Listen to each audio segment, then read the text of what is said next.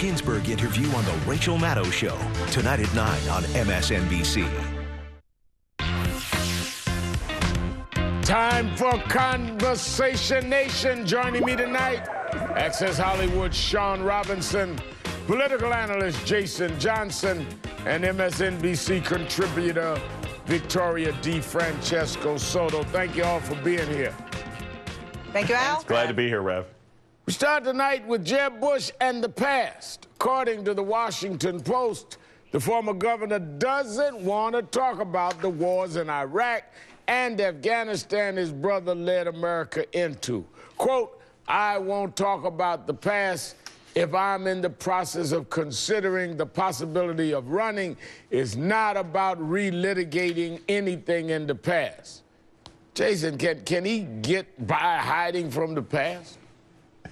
No, not at all, especially if he ends up going up against Hillary Clinton. Look, everyone is going to look at his name and look at his past and look at his history. And you can't tell the audience, don't look over here, don't look over there, only look at what I'm saying. So I think George Bush is being very foolish with this strategy. And the more he looks like he's trying to avoid talking about his past, the more people are going to start digging up everything they can in the swamps of Florida. Sean?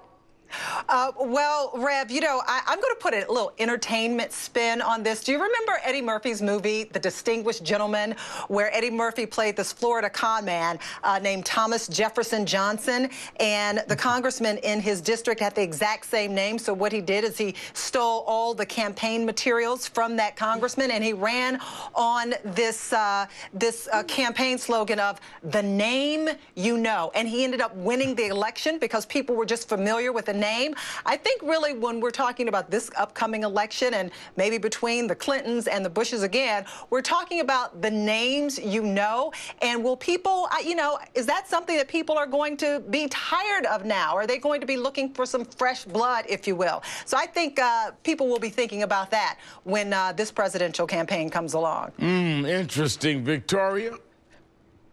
He is going to be hanging on to dear life with this. Let's just look forward. Let's not look backward. But, Rev, where it's really going to get ugly is in the GOP primary. It's the actual GOPers who are running for that nomination slot who are going to slaughter Jeb Bush in tying him to his brother's war. So I think this is where we really need to look to. And in wanting to say, well, let's look to the present, let's refocus, we got to look at ISIS and ISIL. These are legacies of the Iraq invasion. So he is cornered. He is in an extremely tough spot. You know, Jason, Victoria raises an interesting point, because before he gets to the Democrats and the general election and worrying about people like those of us that have a public platform, he's got to deal with some brutal shots that will come through the Republican primaries if he runs. Yeah, and I don't think he's going to make it through the Republican primary. Look, I've already put it out there. I'm predicting Scott Walker versus Hillary Clinton. I don't think Bush can. I think his positions on immigration, I think his positions on Common Core, and I think his name. If there was a recent poll by Pew, the vast majority of Republican primary voters are looking for somebody who can win. And I think a lot of them really think that George Bush, if they do the remix of George Bush versus Hillary Clinton, he's going to lose. So I don't think he gets to the Republican primary. All right, let's move on to the big revelation about the Obama campaign of 2008's rallying cry. Yes, we can. Yes, we can. Yes, we can.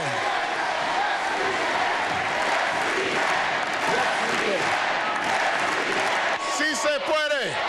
Yes, we can. We will respond with that timeless creed that sums up the spirit of a people. Yes, we can. But yes, we can almost never made it. It was used in Barack Obama's 2004 Senate campaign.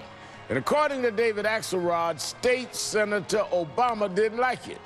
He read through the script once, and after the first take, he said, gee, is that too corny? He turned to Michelle and said, what do you think? She just slowly shook her head from side to side and said, not corny. Sean, what do you think, corny or not? Well, I think, Al, it goes to show you, beside every great man is a great woman. You know, I understand from David Axelrod that Michelle Obama just happened to walk into the first photo shoot for this particular ad campaign. Yeah, it wasn't even planned.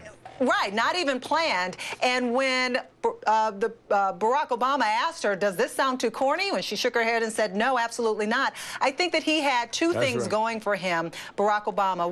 First of all, a very, very smart wife, because also we know how well she's done with the Let's Move campaign to fight obesity. But also, Barack Obama was going up against Senator John McCain's Country First slogan. You remember that? That was a patriotic call to service, and unfortunately during that time, Americans were just tired of the conflicts in Iraq and Afghanistan. So obviously, yes, we can was definitely the way to go. Victoria? Let me echo what Sean said. Gentlemen, listen to your wives.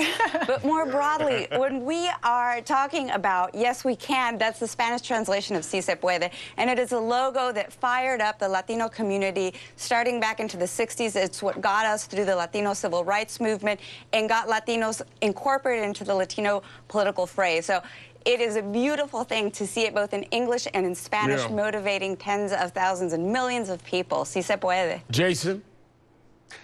All this does is remind me, I have always thought when it comes to the president, Michelle Obama, like she's the Aunt Viv and he's Uncle Phil. Like she's always been the one who's more in touch with how real people operate. I mean, when he was doing dirt off his shoulder, we know the president didn't come up with that. That came from Michelle Obama. So I'm not surprised that she is his cool meter and she is the person he goes to find out if something's really going to sell. Everyone stay with me. When we come back, Saturday Night Live turns 40 with an epic party. And my red carpet meeting with Sarah Palin, it was great to see her.